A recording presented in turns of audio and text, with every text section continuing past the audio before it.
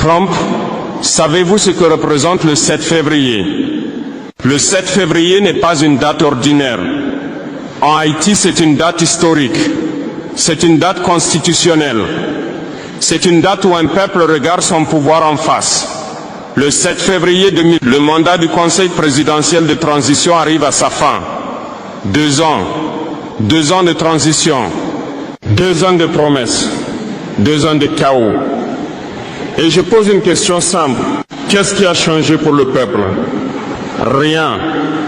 Toujours les gangs, toujours la peur, toujours les routes coupées, toujours Port-au-Prince prisonnière. Alors pourquoi cette transition se termine sans solution? Pourquoi aucune élection réelle? Pourquoi aucune souveraineté? Pourquoi aucun État debout? Parce que la vérité est dure. Cette transition n'a pas été construite pour libérer Haïti. Elle a été construite pour gérer Haïti, pour contenir Haïti, pour contrôler Haïti. Et maintenant, vos avions arrivent. Monsieur Trump, hier encore, des avions militaires américains ont atterri à Port-au-Prince. Des navires américains sont dans la baie et vous osez appeler cela de l'aide? Non. Le peuple haïtien connaît ce langage. Quand les grandes puissances arrivent avec des uniformes, ce n'est jamais pour la dignité des peuples. C'est pour leurs intérêts. Haïti n'est pas un pion. Haïti est la première nation noire libre de l'histoire. Et cette terre a déjà brisé des empires. Monsieur Trump, regardez Haïti dans les yeux. Vous ne pouvez pas parler de démocratie pendant que vous soutenez des transitions sans peuple. Vous ne pouvez pas parler de sécurité pendant que le pays est livré aux armes. Vous ne pouvez pas parler de justice pendant que Haïti est traité comme une zone sous tutelle. Peuple haïtien, le 7 février n'est pas seulement une fin de mandat, c'est un avertissement, un tournant, un moment où l'histoire regarde.